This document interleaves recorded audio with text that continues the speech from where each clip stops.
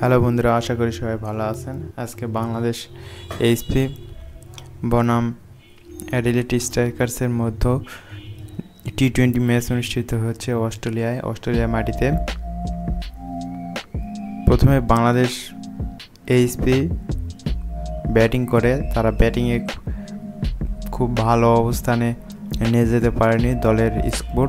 তারা 147 রান করে 8 উইকেট হারিয়ে নির্ধারিত 20 ওভারে দলের হয়ে সর্বোচ্চ 42 রান করেন শামীম হোসেন পাটোয়ারি। এছাড়া আকবর আলী করেন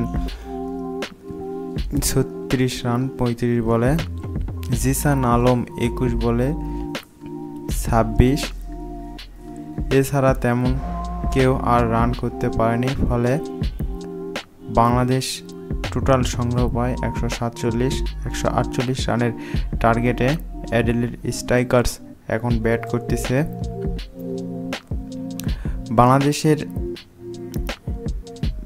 বাংলাদেশের ব্যাটিংয়ে তেমন কোনো ভালো করতে পারেনি আজকে। প্রত্যেক ম্যাচে ইমন ভালো করতেছিল, আজকে ইমন পারেনি।